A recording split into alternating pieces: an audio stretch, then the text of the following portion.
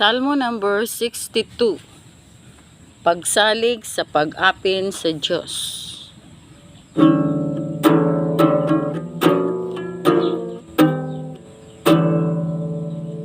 Sa Diyos lamang ako nagasalig, sa akong kaluwasan nagagikan sa iya.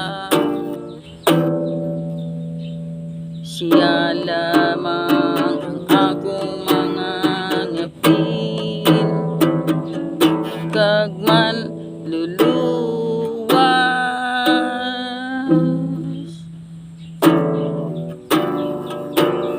Siya amo akong manugbulig, kag hindi gid ako malutos. Tugtugpabalasan ang pagbubat sa isa ka tawo sa pagbutos sa iya.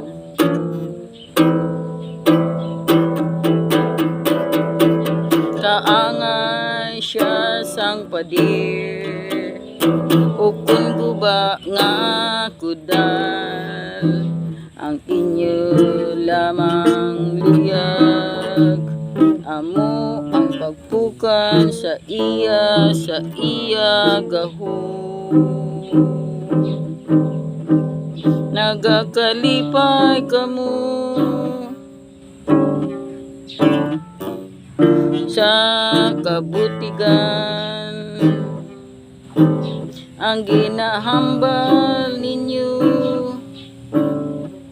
Amo ang pagkamaayo, pero ginapakamalaot ninyo siya sa inyo tagipusoon.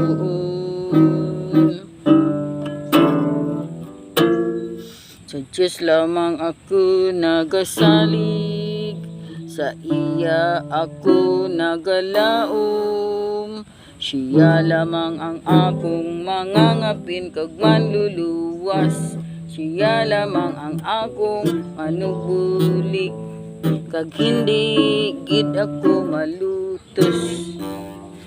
Ang akong kaluwasan kag akong kadungganan nagasandig sa Diyos.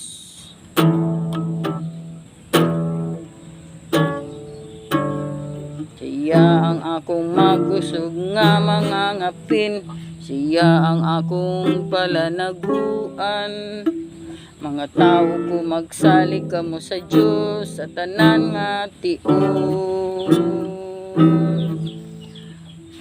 Sugiri siya sa tanan ninyo nga palaligban, kay siya ang atong dalangpan. Ang tao kaangay sang isa kahuyop, sang hangin ang mamalatsyon nga tao wala sing pulos. Ibutang bala siya sa kiluan, kag wala siya sing bugat. Mamagan pa siya sa isa ka ginhawang. Hindi ka magsalig sa pagkusog, hindi ka maghuna-huna nga may makuha ka sa pangawat. Bisan pa magdugang ang imong manggad, hindi ini pagsaligi. Makapila ako makabati sa Diyos, anak siya, nagsiling siya nga iya ang gahom, kag ang iyang gugmama pinadayon. Ikaw gid o Ginoo ang magbalo sa tanang tawo, tuno sa iya binuhatan. Amen.